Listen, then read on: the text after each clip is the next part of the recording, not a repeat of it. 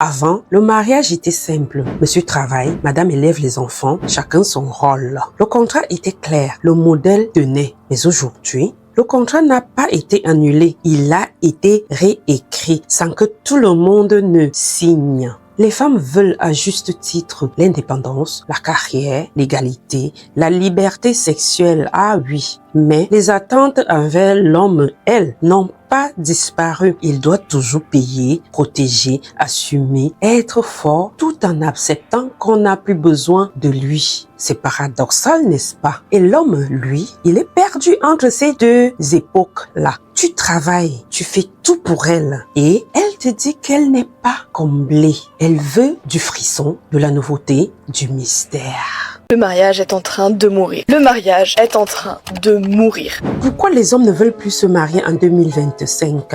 Je vais vous dire quelque chose que beaucoup d'hommes ressentent, mais que très peu osent avouer à voix haute. En 2025, se marier n'est plus un rêve pour beaucoup d'hommes. C'est devenu un risque, une perte, une guerre, parfois une cage. Mais pourquoi donc? Pourquoi cet engagement autrefois vu comme un pilier de la vie adulte devient-il aujourd'hui un objet de méfiance, voire de peur? Est-ce à cause des femmes? Est-ce que les hommes sont devenus lâches? Ou est-ce que c'est simplement le jeu qui ne vaut plus la chandelle? Aujourd'hui, je vais vous raconter une histoire. Celle des milliers d'hommes, de leur silence, de leur peur, de leur stratégie. Et peut-être que vous allez vous reconnaître dans cette histoire. Elle ne t'aime pas. Une femme qui ne t'aime pas te garde sous contrôle et refuse toute évolution. C'est le plus subtil et le plus dangereux. Elle te laisse expirer. Elle te donne juste assez d'attention pour que tu restes à côté, accroché. Mais dès que tu proposes quelque chose de concret, sortir ensemble, mettre des mots sur la relation, elle fuit ou elle te fait culpabiliser. En clair, elle veut ton énergie, mais pas toi. Tu deviens une source d'attention, d'admiration ou de validation, mais pas un partenaire. Elle peut dire des choses, des trucs comme je sais pas où j'en suis, je suis pas prête pour une relation, mais elle parle avec d'autres mecs. Une femme qui ne t'aime pas ne fait jamais d'effort pour toi. Tu lui proposes un rendez-vous, elle annule à la dernière minute. Tu fais attention à elle, tu l'aides, tu lui offres des choses et elle ne fait rien en retour. Dans une relation sincère, l'énergie circule dans les deux sens et non à sens unique. Si c'est toujours toi qui donnes et qu'elle ne te montre aucune reconnaissance, aucune initiative, c'est que tu ne l'intéresse pas du tout. Exemple, tu passes une heure à l'écouter se plaindre, mais quand toi, tu vas mal, elle est occupée. Rappelle-toi, on ne court pas après quelqu'un qui ne veut même pas marcher pour nous. Écoutez ça. Un signe qui prouve que la fille avec qui tu es actuellement, elle ne t'aime pas un peu. Elle parle souvent d'autres garçons. Elle te parle de son ex, de son collègue, du mec qu'elle trouve plus stylé. Et toi, t'es là à écouter ça en espérant être le prochain. Si elle te considère comme un pote, un confident, un de retenue, ou pire, un bouche-trou émotionnel, c'est qu'il n'y a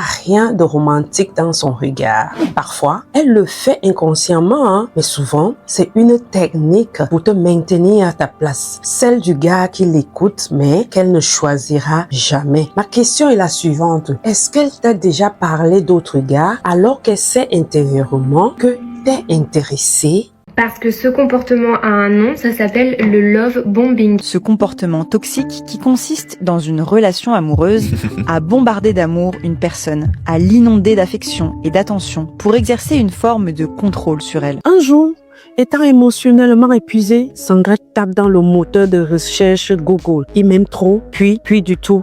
Et là, elle tombe sur un mot love bombing. Elle comprend enfin.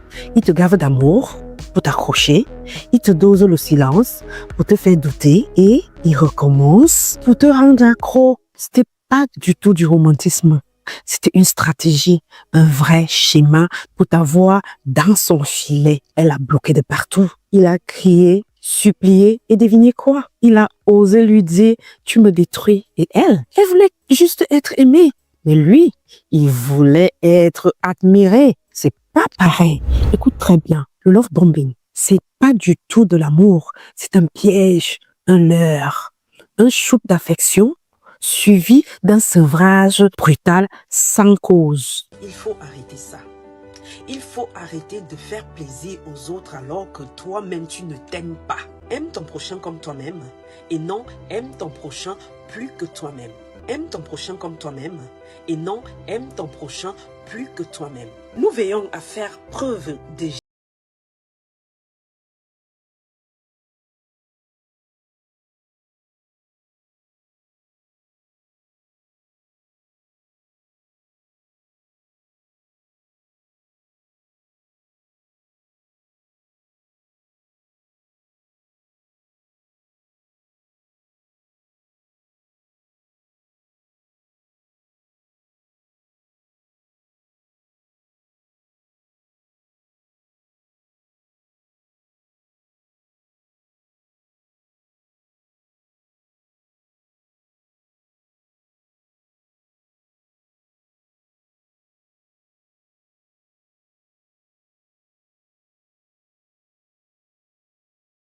comme toi-même. Un homme avait fait 27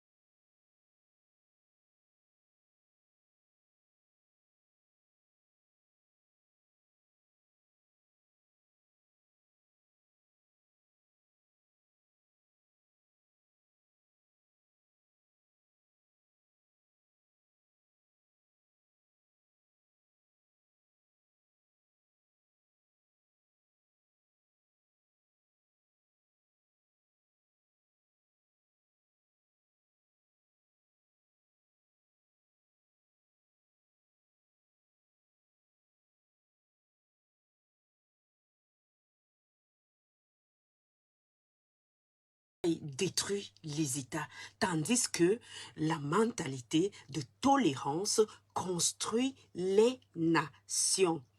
Ce président était Nelson Mandela, ancien président de l'Afrique du Sud et prix Nobel de la paix en 1993.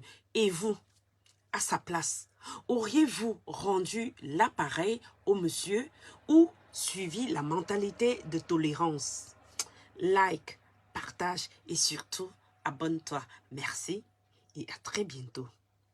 Aujourd'hui, je souhaite partager avec vous quelques conseils pour motiver efficacement les personnes qui vous entourent.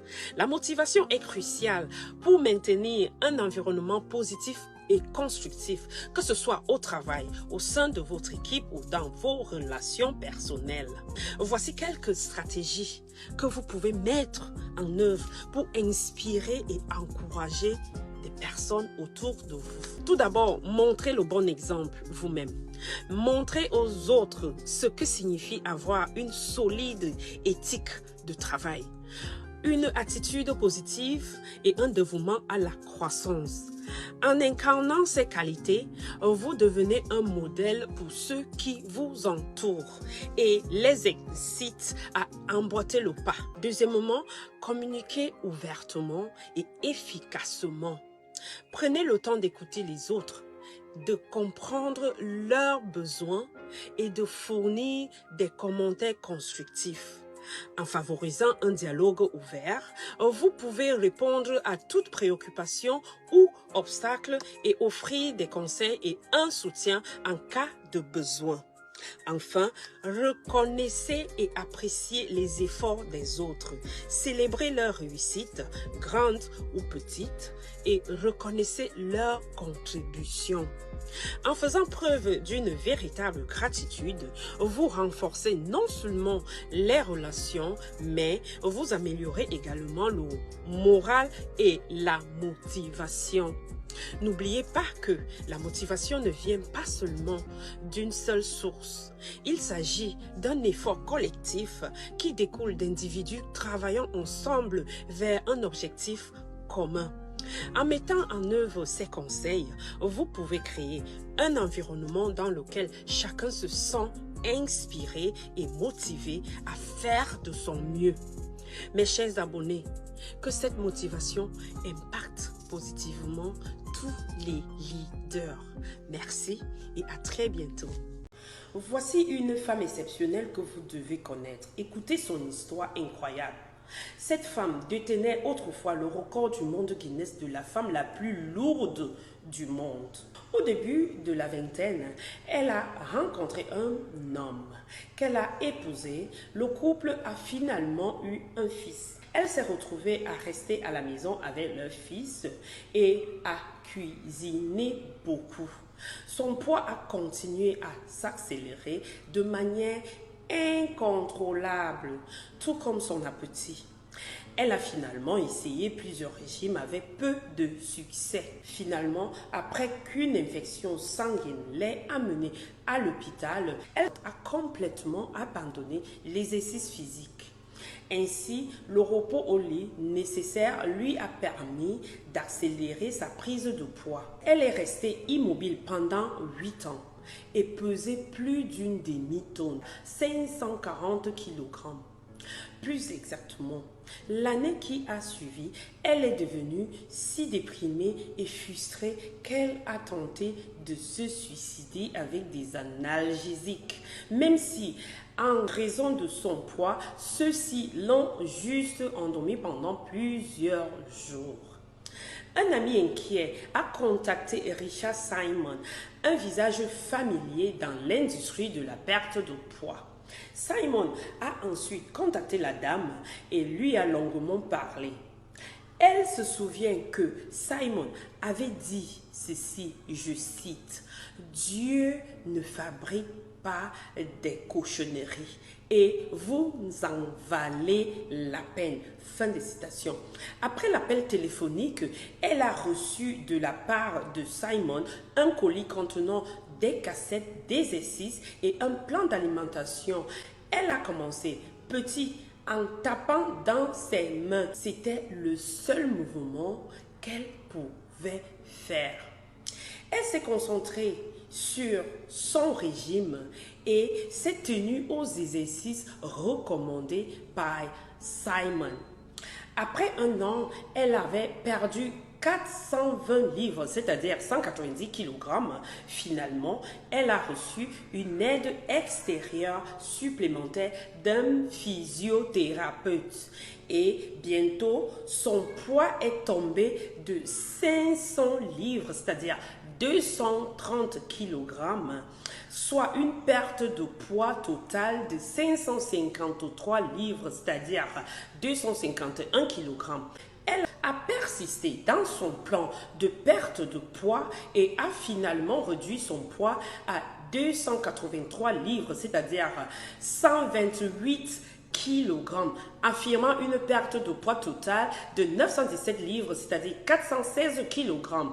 Elle a ainsi reçu le record du monde pour avoir perdu le plus de poids par une femme. Cette femme a pour nom Rosalie Bradford. Vous imaginez, pendant des années, elle a lutté contre des troubles d'alimentation, contre une image corporelle, contre une négativité et une relation déformante avec la nourriture.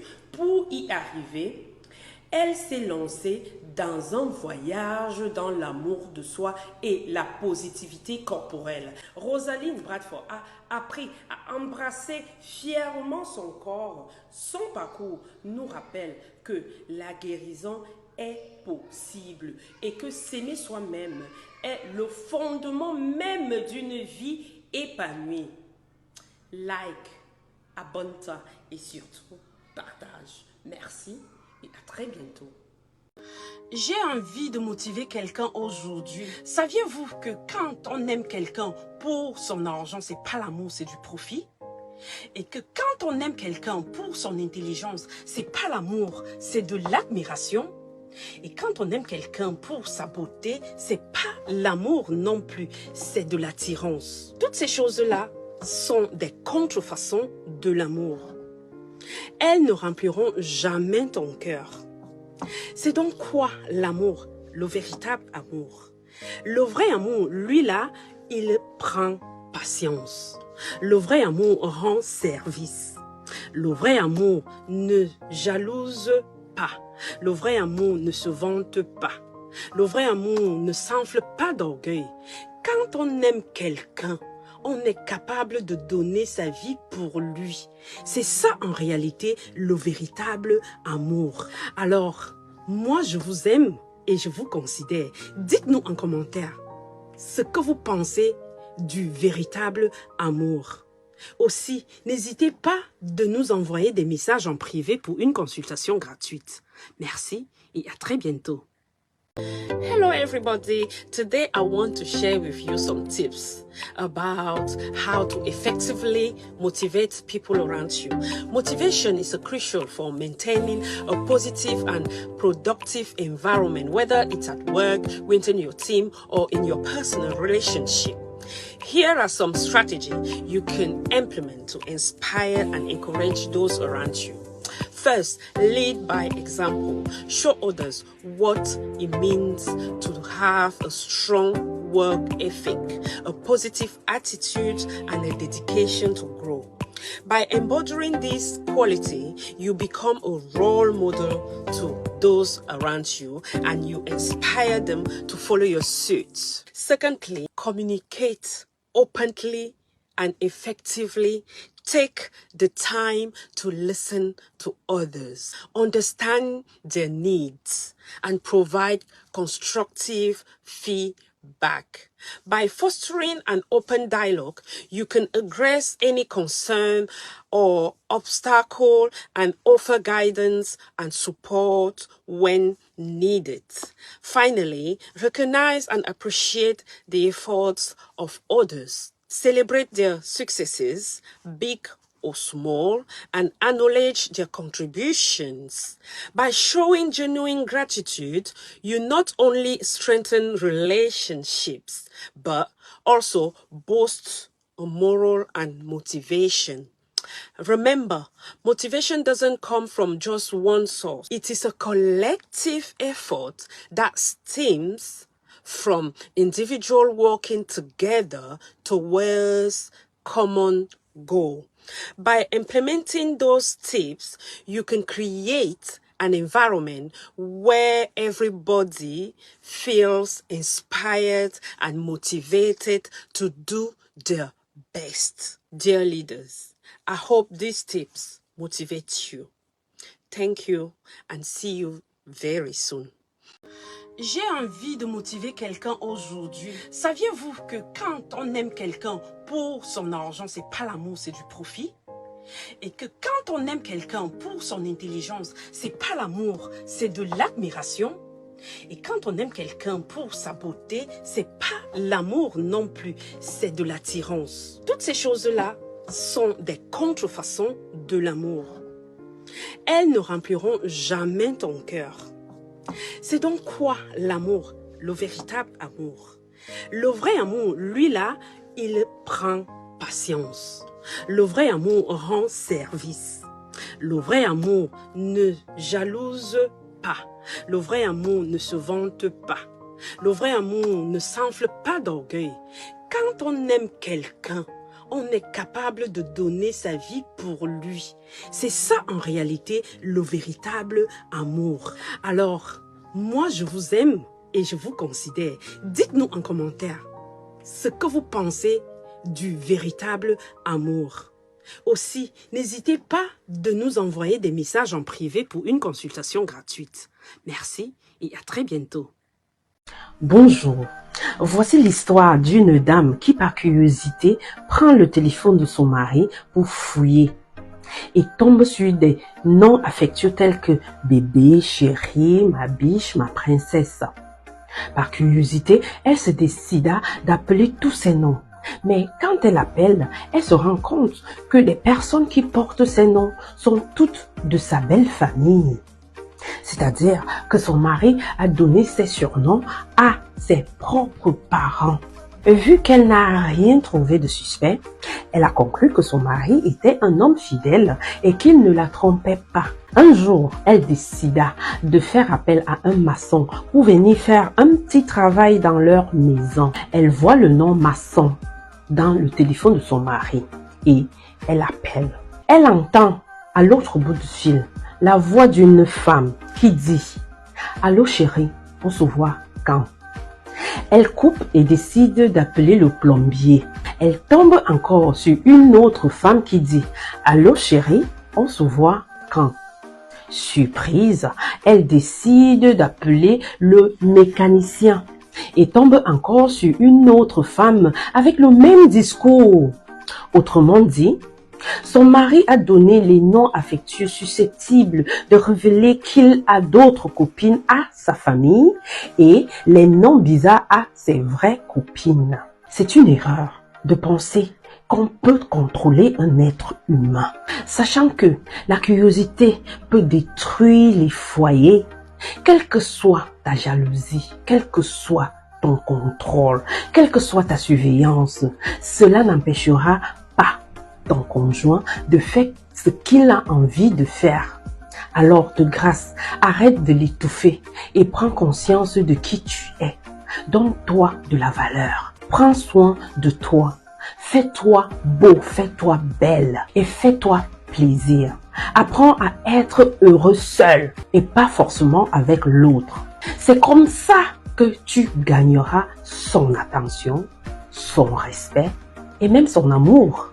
Mais si tu es comme un soldat derrière ton conjoint, tu vas le faire fuir. Car aucun être humain n'aimerait être contrôlé. Alors, mes chers abonnés, sois fier de qui tu es.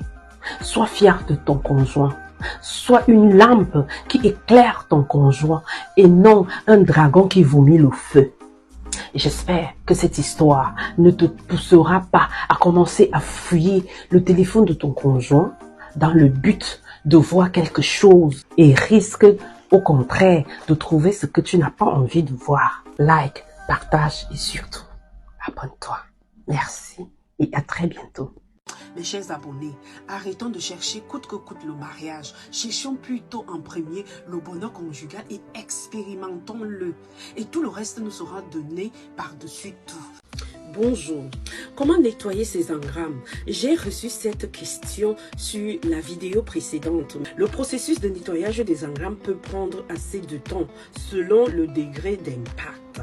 La première chose à savoir est que on doit d'abord faire un diagnostic pour savoir la profondeur du mal, le nombre d'accumulations dans le mental et enfin le niveau d'impact sur nos organes. La deuxième chose à faire est de raconter en détail sans rien oublier ce qui s'est réellement passé. Ensuite, tu racontes ce qui te fait peur. Quelle est cette chose-là qui est enfouie en toi et dont le souvenir te met hors de toi?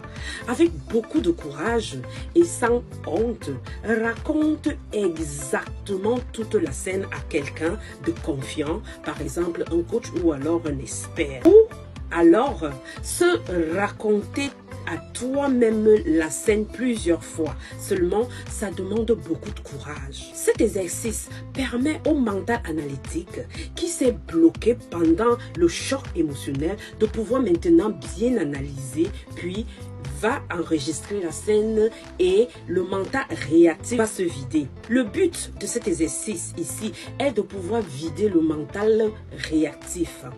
La troisième étape sera de faire une programmation. Et oui, il faut programmer. La programmation qui consiste à reprogrammer le cerveau exactement comme on reprogramme l'ordinateur. C'est tout un processus de transformation pour un déménagement mental. Les phrases de programmation sont plusieurs, entre autres. Voici par exemple l'une des phrases que moi j'aime souvent utiliser pour nettoyer mes engrammes. Je dis ceci: j'efface toute image limitante dans ma tête et dans mon esprit. Si tu répètes plusieurs fois cette phrase, quand tu penses à la scène, tu nettoyeras et tu videras ton mental réactif. Alors, mon cher abonné, toi qui as posé la question de savoir comment nettoyer les engrammes, j'espère que j'ai répondu à ta question. Bonjour, parlons un peu de l'énergie des objets et 5 choses à se débarrasser dans la maison pour avoir un flux d'énergie positive, une haute fréquence vibratoire autour de soi. La première chose à savoir est que tout ce qui existe est énergie et donc tu es énergie. Tout objet qui existe dans la maison est énergie. Chaque objet émet des vibrations et ces vibrations sont comme des stimulants pour te faire avancer. Mais si leur effet est inversé, elles peuvent bloquer le flux d'énergie positive et te faire stagner et causer des perturbations dans ton mode de vie. Harmoniser l'énergie environnementale favorise non seulement le bien-être, mais aussi la santé et la prospérité. Voici les objets qui créent une accumulation d'énergie négative dans ton espace. Ils peuvent limiter ta capacité à attirer des opportunités positives en même temps. La première chose à enlever à la maison, ce sont les miroirs sales, fissurés ou déformés, qui perturbent l'énergie qui devient stagnante et empêchent la libre circulation de celle-ci. En deux, nous avons des objets défectueux, cassés, qui ne fonctionnent plus, comme l'horloge, montre, tout appareil ménager électronique qui crée un point de blocage dans ton espace. En trois, nous avons des objets comme des tableaux et symboles associés à des souvenirs négatifs, tableaux de guerre ou de catastrophe. Garder ces objets de tristesse ou négatifs à la maison peut déclencher ou raviver des sentiments de tristesse ou de colère, d'anxiété lorsque tu les vois ou bien que tu les touches. En quatrième, nous avons les objets de souvenirs des proches décédés. Des souvenirs peuvent influencer ton état émotionnel général. Ça veut dire tout simplement que ils peuvent déclencher des émotions liées à la libération de 3 types d'hormones, telles que la sérotonine, hormone du bonheur, l'oxytocine, l'hormone de l'attachement ou alors le cortisol, l'hormone du stress. En cinquième, nous avons les plantes fanées ou mortes. Déjà, les plantes nous apportent une énergie vivifiante, apaisante et rafraîchissante dans nos espaces de vie. Elles contribuent à améliorer notre bien-être social et à favoriser une connexion plus profonde avec la nature. Les plantes transmutent l'énergie comme la nature elle-même. Lorsque une plante fane ou meurt, son énergie vitale diminue et perd son pouvoir positif. Elle bloque la circulation de l'énergie et crée une énergie stagnante dans notre environnement. Mes chers abonnés, dites-nous en commentaire d'autres objets que vous connaissez qui peuvent influencer un flux d'énergie positive sur vous. Like, partage et surtout, abonne-toi. Merci et à très bientôt. J'efface toute image limitante dans ma tête et dans mon esprit. J'efface toute image limitante dans ma tête et dans mon esprit. J'efface toute image limitante dans ma tête et dans mon esprit. Coach, J'ai 40 ans de vie commune et je n'ai jamais expérimenté le bonheur conjugal. Comme pour plusieurs d'entre nous, le bonheur conjugal se résume au simple fait de se marier, d'être en couple, de faire les enfants, de donner le meilleur de soi et sans rien recevoir en retour. C'est une erreur de penser ainsi. Selon moi, le bonheur conjugal se conjugue entre deux personnes. Et c'est inconsciemment dans le simple but d'augmenter chacun son plaisir ou de diminuer chacun sa souffrance. C'est donc le résultat d'un long processus de vie commune et heureuse. Généralement, nous entrons en relation avec chacun des exigences et pourtant, il suffit tout simplement de poser ces exigences-là sur la table, trouver un compromis gagnant-gagnant pour une relation durable et heureuse. Mes chers abonnés, arrêtons de chercher coûte que coûte le mariage. Cherchons plutôt en premier le bonheur conjugal et expérimentons-le. Et tout le reste nous sera donné par-dessus tout. Voici comment je reprogramme souvent mon mental pour expérimenter continuellement mon bonheur. Je dis ceci, je suis épanoui en amour, en famille, dans mon travail et dans mes relations avec les autres.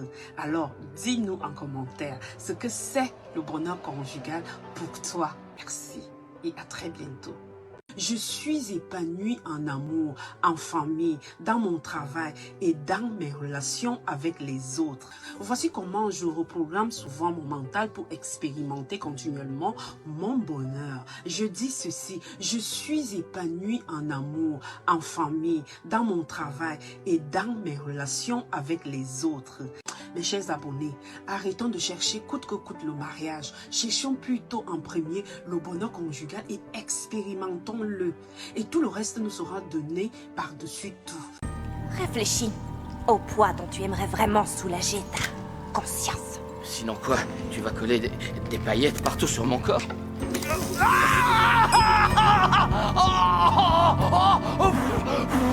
T'as complètement perdu la tête! Je sais ce que tu fais, Tony. Quoi? Comment ça? Qu'est-ce que je fais? Tu m'espionnes! Quoi? Tu as transformé ma vie en un immense mensonge humiliant. J'ai découvert que mon conjoint espionnait mon téléphone. J'ai installé la même application que lui. J'ai suivi les étapes une par une. Et puis, j'ai accédé à son téléphone à distance. Après tout ce que Sarah a découvert, elle ne pouvait plus faire marche arrière. Elle avait besoin de savoir, de comprendre. Parce que si lui avait pu espionner son téléphone, alors vous aussi, vous pourriez être en danger. Peut-être que vous ne vous rendez pas compte. Peut-être que les signes sont déjà là, discrets, presque visibles. Aujourd'hui, on ne parle plus d'histoire. On parle de vous. Quels sont les signes que votre téléphone est clowné et espionné, que votre vie privée est déjà entre les mains de quelqu'un d'autre sans que vous ne le sachiez? Sarah ne raconte plus. Elle vous partage ses leçons. Love bombing. Love bombing. Love bombing. Love bombing. Le love bombing. J'ai été prise au piège par un love bomber. C'est l'histoire d'une femme, une jeune fille en fait. Elle avait 21 ans et vous savez à cet âge où toutes les jeunes filles cherchent un peu d'amour, beaucoup d'attention et soyez honnêtes, aussi du bon sexe. Oui, je l'ai dit. Et vous voyez très bien ce que je veux dire. Leur seule ambition pour la plupart, c'est de rencontrer un prince charmant aux yeux bleus et aux cheveux blancs. Moi-même, je suis passée par là. Je connais le feeling. Voilà qu'un soir, une notification, une rencontre et finalement un mec. Il n'était pas né comme ça. Écoutez, quand tu es petit et qu'on te zappe tout le temps, tu finis par trouver un moyen de forcer l'attention. Karim n'a pas grandi avec de l'amour. Il a grandi avec la sens. Un père qui entrait et sortait dans sa vie comme un courant d'air. Une mère fatiguée qui disait souvent « Occupe-toi tout seul, j'ai pas le temps ». Alors, il a observé, appris à lire les gens, à deviner ce qu'ils voulaient entendre et surtout, ce qui les faisait rester. Et très tôt, il a appris autre chose. Quand tu n'as jamais reçu d'amour, tu n'apprends pas à en donner. Tu apprends à le simuler pour survivre. Voici 3 choses que personne ne te dit sur l'infidélité des hommes. Quand un homme trompe, c'est pas comme une femme.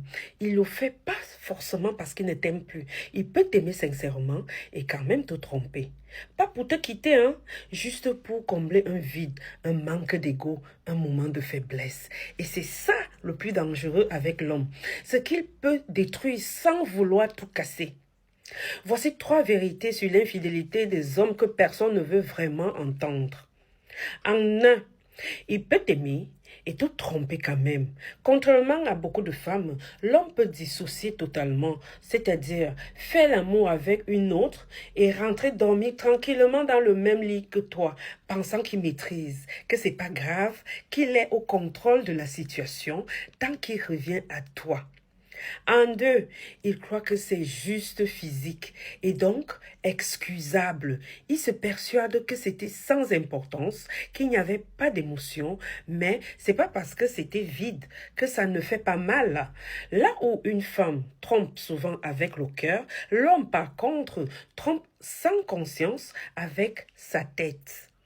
En 3, il regrette souvent, mais seulement après avoir tout perdu. Oui. Il ouvre les yeux quand tu es déjà parti, quand ton regard est froid, quand tu as refait ta vie sans lui. Il pensait que tu allais rester comme toujours, mais cette fois-ci, c'est lui qui s'est fait avoir. Tu peux lui pardonner ou lui faire comprendre tout simplement que certaines erreurs coûtent une vie entière. Tu veux que je te dise la suite? Like, partage et surtout, reviens demain.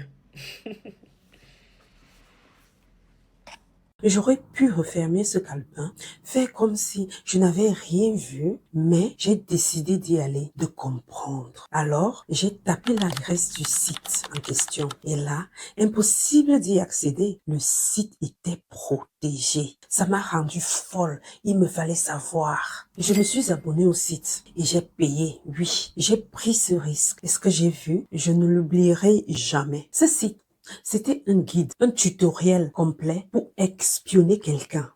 Il suffisait de rentrer un numéro de téléphone et en quelques clics, accès aux appels, accès aux messages, WhatsApp, Instagram, Messenger, géolocalisation en temps réel, enregistrement audio et moi, je suis restée là, figée devant l'écran parce que ce numéro, c'était le mien. 3 jours, oui, 3. Et il lui propose un week-end au bord de l'Atlantique. Je dis bien 3 jours. Sandra me l'a raconté. C'est comme les livres. On a tous des tas de chapitres. J'avais l'impression d'être dans une série Netflix. Tout allait trop vite, tout était très beau, mais j'adorais. Un dîner surprise dans un restaurant chic, un petit bracelet avec les initiales, une playlist Spotify nommée Nos moments à nous. Attendez un peu. Nos moments après 2 semaines de rencontres seulement? Bref. Mais il faut comprendre quand même, hein. Elle se sentait vue, elle se sentait choisie, elle se sentait désirée. Et franchement, on veut tout ça, non? Surtout à 21 ans. Et puis, un mec de 34 ans. Ça rassure quand même, non? Tu as l'impression qu'il sait exactement ce qu'il fait, alors que parfois, il sait surtout manipuler. Et c'est très bien schématisé. L'illusion de l'amitié homme-femme. On a grandi avec une idée très moderne. Un homme et une femme peuvent être amis et parfois c'est vrai. Mais il y a une condition à ça.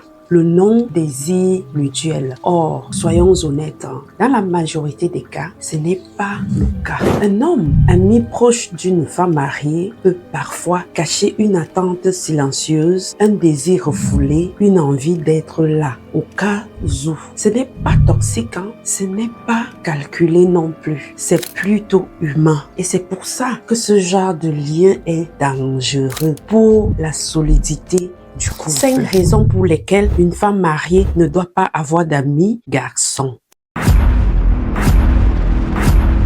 Le coût caché du mariage, émotionnel, financier, existentiel. Cet ancien chef cuisinier, père de famille et divorcé, vit ici depuis 3 mois. C'est son premier hiver dans la rue. Un homme se marie par amour, mais en cas d'échec, ce n'est pas juste l'amour qu'il perd. Il peut perdre sa maison, ses enfants, sa santé mentale, son image, son énergie. Et personne ne se plaint. Tu voulais être un homme, assume maintenant. Les tribunaux, statistiquement défavorables à l'homme sur la garde. Les pensions, imposées sans toujours compte de sa situation réelle. L'opinion publique, impitoyable. Tu pleures, on se moque de toi. Tu parles, on te dit de te taire. Tu te bats, tu passes pour toxique. Il reste quoi alors? La peur, le dégoût et surtout le silence. C'est pour ça que beaucoup d'hommes ne se plaignent plus à nos jours. Ils ne se battent même plus. Ils se retirent. Ils évitent. Et le mariage leur semble une roulette russe émotionnelle. J'aime cette femme. Je l'aime plus que les requins aiment le sang. Pose-toi la vraie question. Est-ce qu'elle t'apprécie vraiment? Ou est-ce qu'elle profite de ton attachement? Elle ne t'aime pas. Une femme qui ne t'aime pas. Elle te parle quand elle en a besoin. Elle flirte, puis te rejette. Elle parle tout le temps d'autres gars. Elle ne fait aucun effort. Elle te garde sans jamais s'engager. Comment réagir donc si tu te reconnais? Première chose, ne lui coupe plus après. Deuxième chose, remets ton attention sur toi. Ta valeur ne dépend pas de quelqu'un qui ne sait pas te voir. Rappelle-toi, celui qui montre trop de disponibilité perd de la valeur dans les yeux de quelqu'un qui ne veut pas s'attacher. Tu mérites une relation équilibrée et saine, pas un jeu de manipulation émotionnelle. Et toi, t'as déjà été dans ce genre de situation? T'as déjà ressenti qu'une fille joue avec toi sans jamais s'engager vraiment? Partage ton expérience en commentaire. Ça peut aider d'autres gars à ouvrir les yeux. Like la vidéo si elle t'a aidé. Abonne-toi pour plus de contenu sur les relations et la psychologie. Active la cloche de notification pour ne rien rater. Et n'oublie pas, celui qui voit clair avance droit. À très bientôt sur la chaîne. Tu deviens un fournisseur, pas un homme. Et tu te poses la question qui fait mal. Est-ce que j'ai encore une place dans cette équation? Le problème, ce n'est pas l'égalité. C'est l'absence de nouveaux repères clairs. Des rôles flous, des attentes floues et une seule certitude. Si tu échoues, c'est ta faute. Oui, mon frère.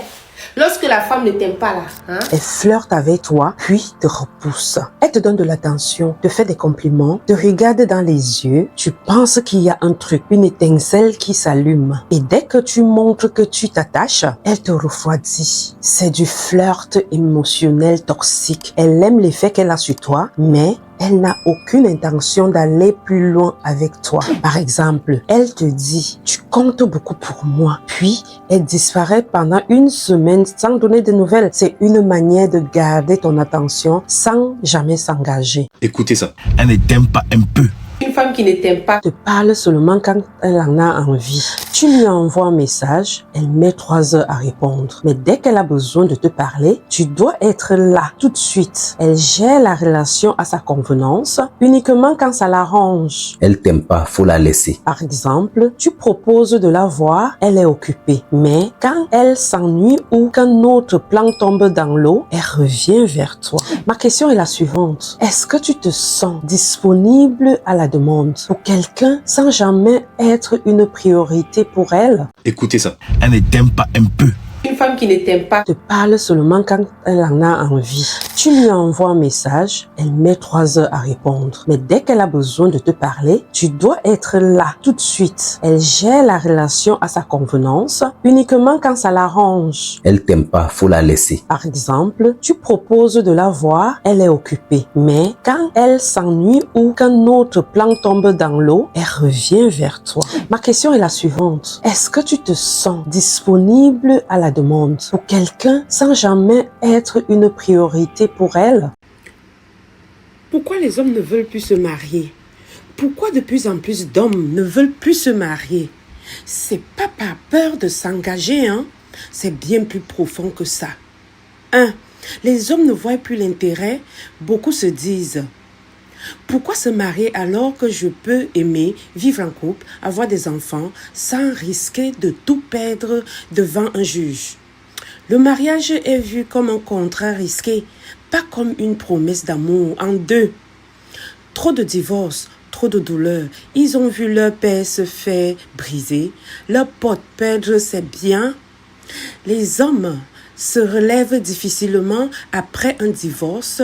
Résultat de course, la peur du système et non la peur de l'amour. En 3, Ils veulent la liberté et la loyauté. Les hommes aujourd'hui veulent des relations profondes, stables, dans le seul but d'augmenter leur plaisir et de diminuer leur souffrance avec aucune obligation légale. Ils veulent choisir d'aimer chaque jour, pas être liés à une pression sociale ou religieuse. En conclusion, ils ouvrent le débat et toi, qui me regarde, qu'en penses-tu? Est-ce que le mariage est encore un vrai symbole d'amour aujourd'hui ou juste une bombe à retardement déguisée? Dis-le-moi en commentaire et reviens demain. Je te dirai ce que les femmes ne comprennent pas sur l'engagement masculin. À tout de suite. Pourquoi Sarah n'a-t-elle pas quitté plus tôt son conjoint si elle avait déjà des doutes? Parce qu'elle l'aimait. Et parfois, l'amour rend aveugle, même quand l'écran du téléphone est en pleine lumière. Est-ce qu'il existe des applis invisibles pour espionner le téléphone de son conjoint sans qu'il ou elle le sache? Oui, et c'est flippant parce que un je t'aime peut cacher un logiciel espion que t'as jamais vu venir. Sarah lisait tous les messages d'infidélité alors qu'il était à 2 mètres d'elle. Comment elle a tenu sans dire un mot? Elle a tout simplement serré ses dents. Parce que parfois, tu as besoin de lire jusqu'au bout avant de teindre ton cœur. Est-ce qu'une appli existe pour détecter les excuses bidons des partenaires infidèles? Non, il n'y a pas d'application, mais il y a l'intuition. Et crois-moi, elle bug jamais. Et toi, si tu avais accès au téléphone de ton ou ta partenaire là, tout de suite, tu regarderais ou pas? Si tu as besoin de vérifier, c'est qu'il y a déjà un doute. Et le doute, il crie plus fort que la sonnerie de ton portable. La discussion a explosé en cris en larmes. Il s'est mis en colère, m'a reproché de l'avoir espionné. C'est toujours comme ça, hein. Ceux qui trahissent deviennent des victimes et toi, tu te retrouves en train de t'excuser alors que c'est toi qui saignes. Cette histoire, elle ne m'a pas seulement détruite, elle m'a changé. J'ai commencé à douter de moi et de tout, à faire des crises d'angoisse, à perdre confiance en moi. J'étais dans une relation où je n'existais plus, où mon corps, ma voix, mes pensées étaient surveillées, décortiquées, contrôlées. Comment Sarah a réussi à ne pas exploser quand elle a découvert l'infidélité de son conjoint? Sérieux, comment elle n'a pas balancé son assiette? Elle préparait des pâtes à un moment donné. Parce que parfois, le choc est plus fort que la colère. Elle a continué à remuer les pâtes, mais c'est son cœur qui bouillait. Voici pourquoi tu es célibataire et que tu le resteras si tu continues comme ça. Salut à toi, oui, toi qui regardes cette vidéo. Tu veux l'amour, tu veux une relation, une vraie. Pourtant, tu es toujours célibataire. Tu te demandes pourquoi. Tu tournes en rond. Aujourd'hui, je vais te dire la vérité crue, sans détour. Si tu continues comme ça, tu le resteras. Pas pour te blesser, hein, mais parce que pour avancer, il faut regarder en face ce qui bloque vraiment. Ce que tu refuses de voir, ce qui t'empêche d'aimer et d'être aimé. Les 7 erreurs qui détruisent tes chances en amour. Et comment changer la donne? C'est bientôt sur la chaîne YouTube Coach Rosignol. Voici pourquoi tu es célibataire et que tu le resteras si tu continues comme ça. Salut à toi, oui, toi qui regardes cette vidéo. Tu veux l'amour, tu veux une relation, une vraie. Pourtant, tu es toujours célibataire. Tu te demandes pourquoi. Tu tournes en rond. Aujourd'hui, je vais te dire la vérité crue, sans détour. Si tu continues comme ça, tu le resteras. Pas pour te blesser, hein, mais parce que pour avancer, il faut regarder en face ce qui bloque vraiment. Ce que tu refuses de voir, ce qui t'empêche d'aimer et d'être aimé. Les 7 erreurs qui détruisent tes chances en amour. Et comment changer la donne? C'est bientôt sur la chaîne YouTube Coach Rosignol. L'homme ami ne joue pas avec les règles. Beaucoup d'hommes acceptent l'amitié avec une femme mariée parce qu'ils ont un espoir secret. Ils ne respectent pas le mariage comme un pacte sacré. Ils voient un créneau. Et attention, hein, ce n'est pas toujours sournois. Parfois, c'est juste opportuniste. Mais dans les deux cas, ça veut dire une chose. L'homme ami proche n'est pas toujours neutre. Et ça, c'est une bombe à retardement dans un couple. Tu idéalises trop et tu refuses les défauts. L'autre problème majeur, tu cherches la perfection, pas une personne réelle, mais une idée, une image, un idéal. On veut un prince charmant, une reine, mais on oublie que ces personnages n'existent que dans les contes.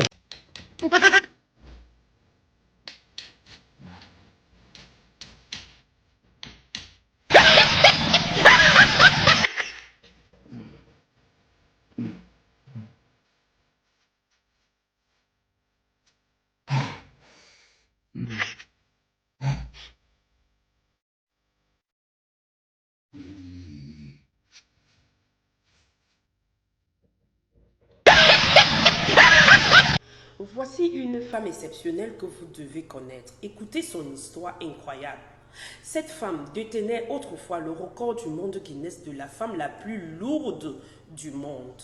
Au début de la vingtaine, elle a rencontré un homme qu'elle a épousé. Le couple a finalement eu un fils. Elle s'est retrouvée à rester à la maison avec leur fils et à cuisiner beaucoup.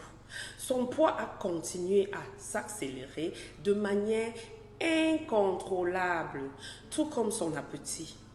Elle a finalement essayé plusieurs régimes avec peu de succès. Finalement, après qu'une infection sanguine l'ait amenée à l'hôpital, elle a complètement abandonné l'exercice physique. Ainsi, le repos au lit nécessaire lui a permis d'accélérer sa prise de poids. Elle est restée immobile pendant 8 ans et pesait plus d'une demi-tonne, 540 kg. Plus exactement, l'année qui a suivi, elle est devenue si déprimée et frustrée qu'elle a tenté de se suicider avec des analgésiques.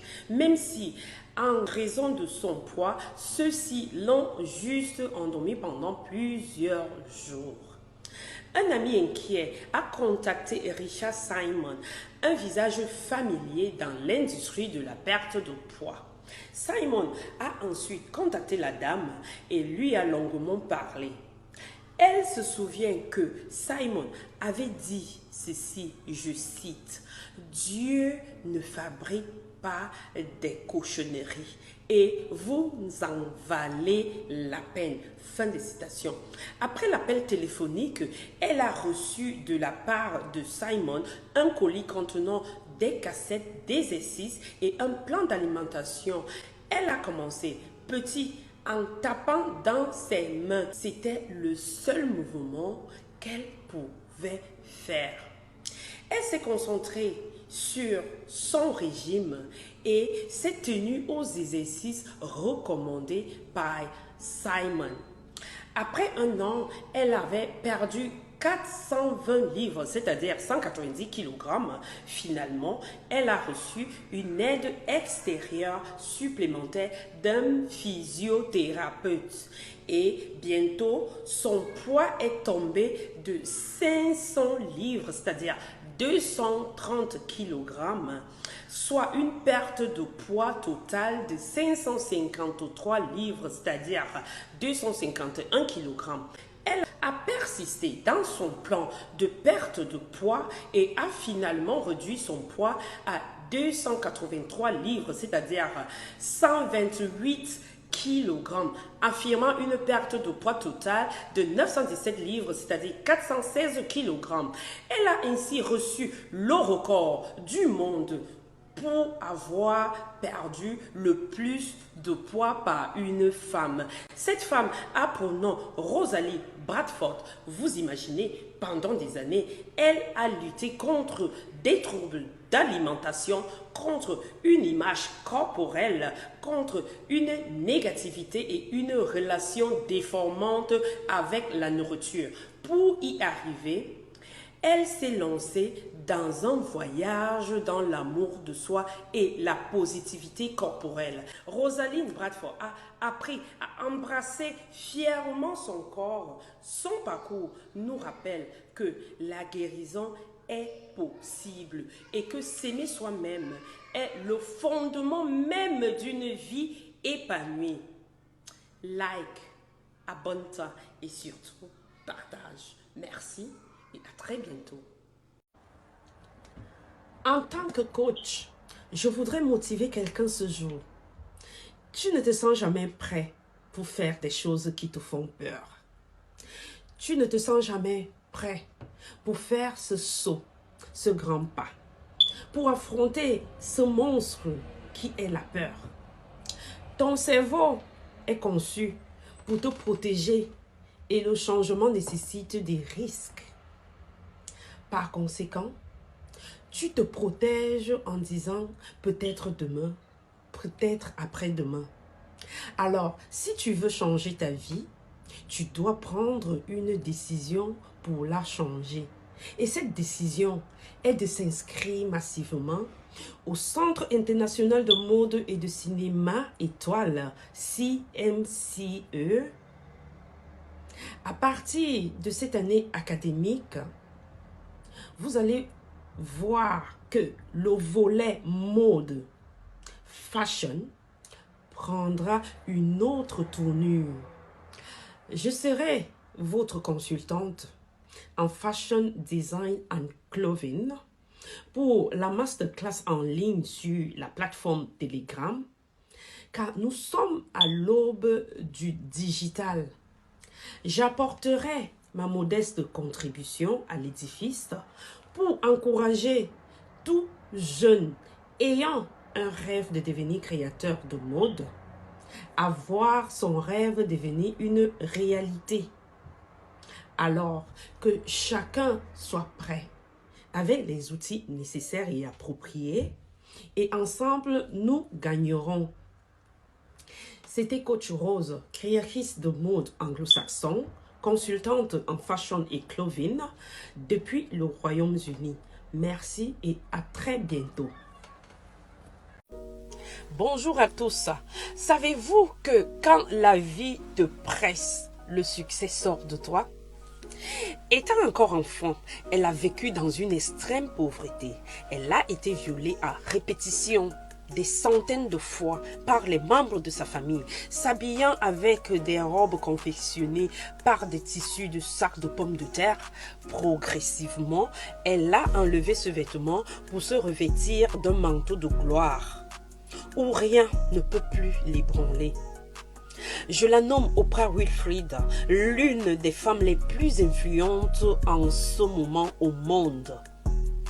Je m'inspire de son histoire pour vous faire part de la situation de ce monsieur dont la petite fille de 9 ans a subi des viols à répétition chaque jour par un membre de sa famille avec qui elle résidait, après avoir perdu ses parents biologiques. Histoire vraie et authentique. Les abus ont commencé depuis l'âge de 6-7 ans. Le corps de cette petite fille a tellement subi et a reçu des traumatismes qu'elle a fini par trouver cette routine normale. Ce jour-là, alors qu'elle était en vacances chez ses grands-parents, ils ont constaté un comportement bizarre, une attitude étrange auprès des autres enfants. Pris de panique, les grands-parents ont amené leur petite-fille en consultation chez un gynécologue. To be honest, je vous épargne du diagnostic, car la petite avait été complètement bousillée.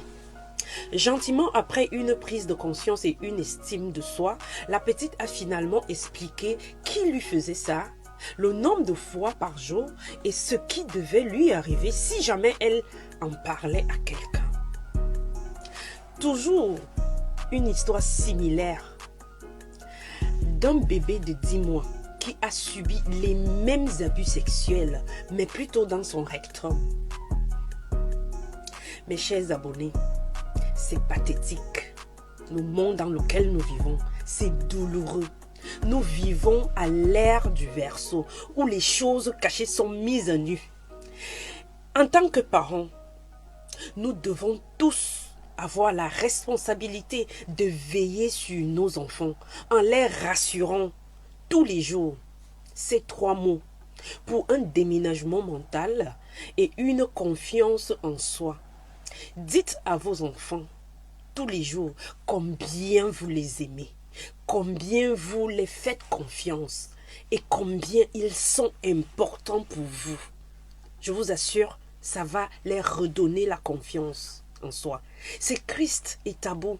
Mais ma question est de savoir, mes chers abonnés, devrions-nous continuer à nous taire face à des actes ignobles, à garder silence, de peur d'exposer le secret de la famille, de peur de détruire la famille pour protéger les coupables? Comme la peur qui envahit les grands-parents de cette petite fille en ce moment, à prendre une quelconque action. Voilà la problématique. Mes chers abonnés, n'hésitez pas de partager massivement, de laisser en commentaire vos avis et vos points de vue. Merci et à très bientôt. Bonjour à tous, je vais rapidement vous conter la suite et la fin de l'histoire de ce monsieur, sa ex et sa compagne. Après avoir reçu ces photos et ces messages de ma compagne dans mon inbox, j'avais deux options. Soit écourter mon séjour pour aller régler mes comptes, soit continuer à me la rouler douce et nourrir mon ego d'homme, satisfait d'avoir rendu la monnaie de la pièce à ma compagne. Une fois de retour en Europe, après 2 semaines de séjour, l'atmosphère était glaciale. La tension était palpable dans l'air. Le climat était très désagréable. C'est à cet instant que j'ai été obligée d'avouer tout.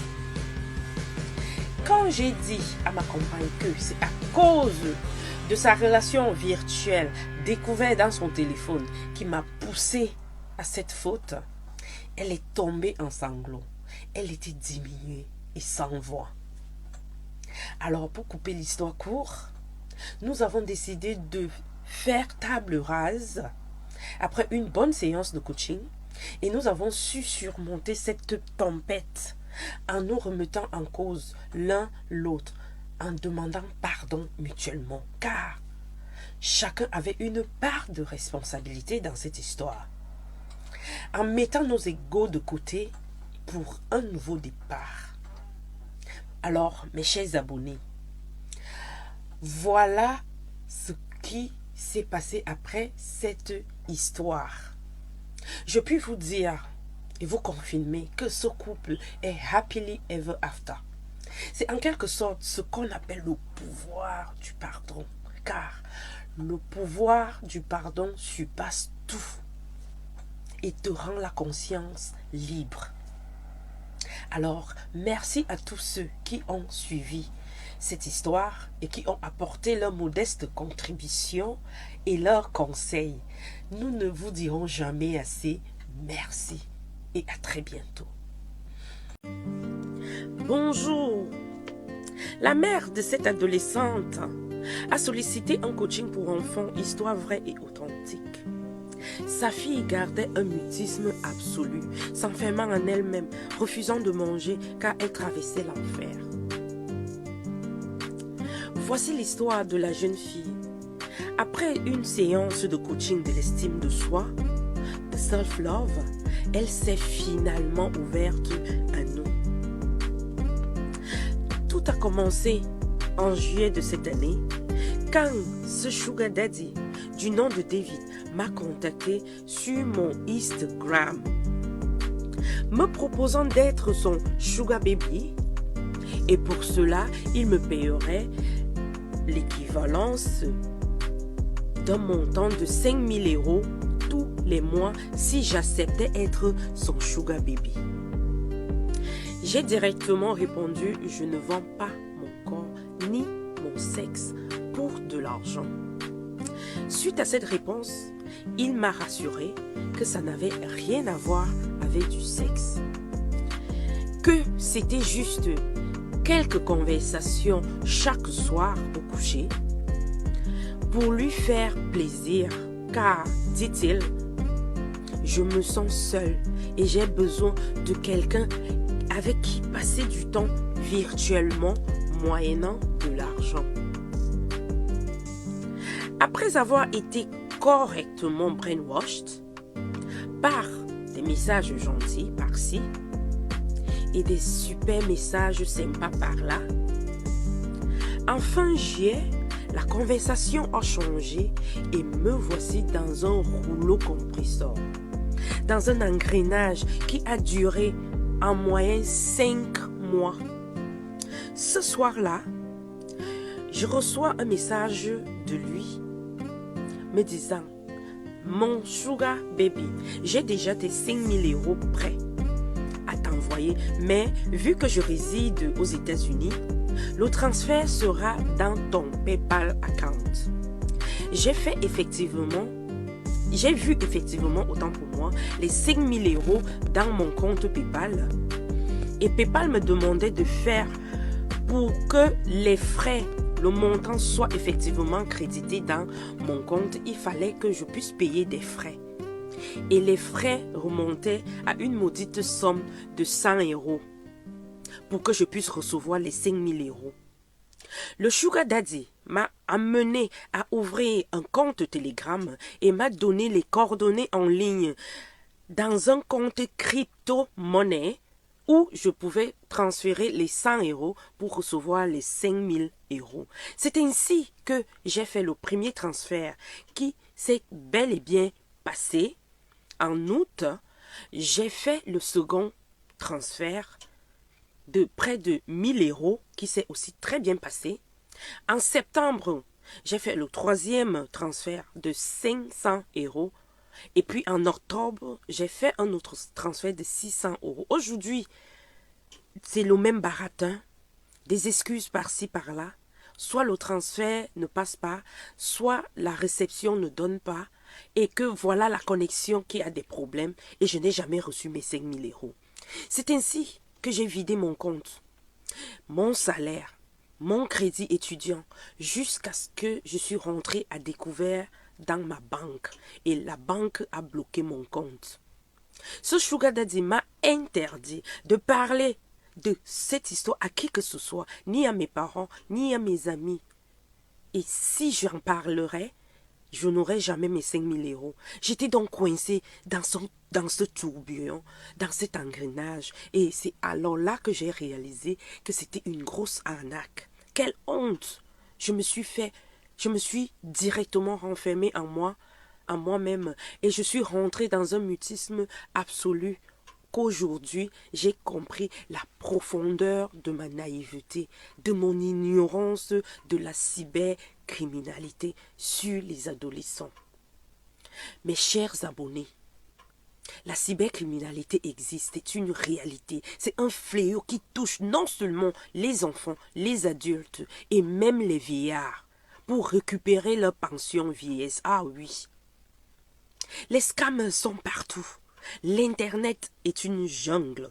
Nos enfants doivent ouvrir les yeux et communiquer et surtout être éduqués à propos de cette cybercriminalité. Je vais m'adresser aux jeunes aujourd'hui.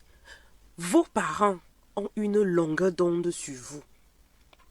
Vous devrez vous abreuver à leurs sources. Ce sont des sachants, des savants, des véritables sources d'inspiration, des guides pour votre vie. Si vous ne vous confiez pas à vos parents, vous risqueriez d'expérimenter la même douleur que cette jeune fille. Soyez donc vigilants des réseaux sociaux. Les réseaux sociaux ont un côté sombre, je vous assure. J'espère que ce message n'entrera pas dans les oreilles d'un sourd. Partagez massivement dans vos groupes pour sauver des personnes qui traversent des pareils cas. Merci et à très bientôt.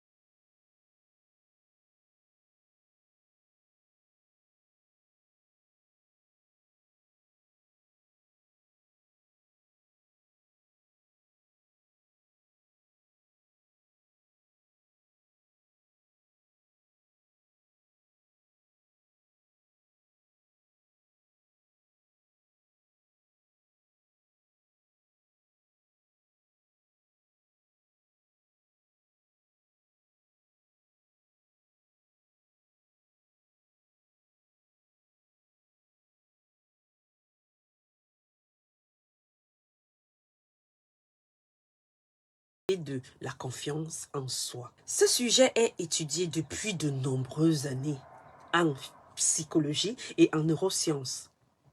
Et comme le montre par exemple cette étude publiée en 2015, amour et estime de soi constituent les bases d'une bonne santé mentale et émotionnelle. Ceci dit, une personne qui s'aime et s'accepte telle qu'elle est plus susceptible d'être heureuse et épanouie dans sa vie professionnelle et dans sa vie personnelle. Donc, il n'est pas possible d'aimer l'autre de façon saine et joyeuse sans un profond amour de soi-même. Alors, qu'en ayant pleinement conscience de ta valeur, tu acceptes le fait d'être digne et de mériter le respect. L'amour est tout ce que la vie offre de meilleur, sans avoir besoin de prouver quoi que ce soit aux autres ou à toi-même pour le recevoir. Like, partage et surtout abonne-toi. Prochainement, nous allons parler du manque d'amour de soi et de ses symptômes. Merci et à très bientôt. Voici l'histoire de la dame qui a su utiliser ses défauts corporels, son handicap, les injures, les violences verbales sur sa personne comme un atout pour transcender toute négativité pouvant l'amener à s'apitoyer sur son sort, car elle savait qui elle est. Écoute cette vidéo jusqu'à la fin pour savoir les 10 signes qu'elle a évité pour surmonter le manque d'amour de soi. Surtout, like et abonne-toi. Tout d'abord, il est à noter que le manque d'amour de soi est bien souvent l'héritage de l'environnement socio-affectif et du mode d'éducation reçu durant l'enfance. Les expériences de réussite et d'échecs, ainsi que la culture et les croyances spirituelles influencent également la construction de cet amour qui tient également une place tellement centrale dans notre vie. Les signes d'un manque d'amour de soi sont divers et variés, les symptômes aussi. Voici 10 signes du manque d'amour de soi. Alors, en premier, nous avons la difficulté à apprécier son corps, son image. En deux, nous avons la critique, le jugement sévère envers soi-même ou envers les autres. En troisième, nous avons le manque de confiance en soi. En quatrième, nous avons la difficulté à dire non, à écouter et à respecter ses propres besoins. En cinquième, nous avons la dépendance affective dans les relations. En sixième, nous avons la difficulté à gérer ses émotions, l'anxiété, l'échec, le rejet et la solitude. En septième, nous avons la recherche constante de l'approbation et de la validation des autres. En huitième, nous avons le sentiment constant de devoir et de mériter. En neuvième, nous avons la difficulté de demander et de recevoir les cadeaux et les compliments.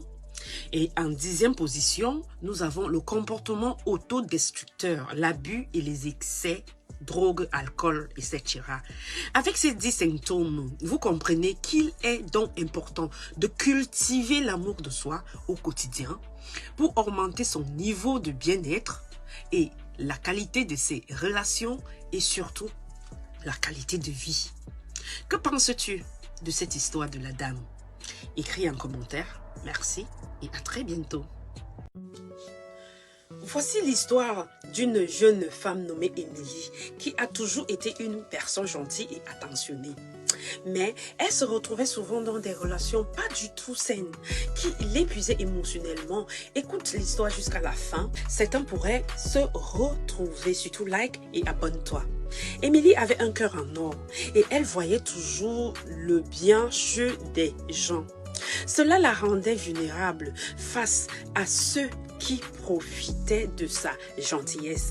Elle avait vécu une série de relations toxiques, chacune la laissant plus brisée et blessée qu'auparavant. Un jour, Emily a décidé que ça suffit, trop c'est trop, assez c'est vraiment assez. Elle a réalisé qu'elle méritait mieux et qu'elle devait se libérer de ce modèle de relation toxique. Elle a pris une profonde inspiration, a rassemblé tout son courage et s'est fait la promesse de se concentrer sur l'amour propre et la croissance personnelle. Emily s'est lancée dans un voyage de découverte de soi. Elle s'est inscrite à une thérapie et au coaching et a commencé à participer à des groupes de soutien pour des personnes ayant vécu des relations toxiques. Grâce à ces séances, elle a découvert les signes et les signaux d'alarme qu'elle avait auparavant ignorés. Au fur et à mesure qu'Emily acquérait davantage de connaissances sur les relations saines, elle a commencé à fixer des limites et à donner la priorité à son propre bien-être. Elle a appris à dire non lorsqu'elle se sentait mal à l'aise et à s'entourer de personnes qui l'élevaient plutôt que des personnes qui la rabaissaient.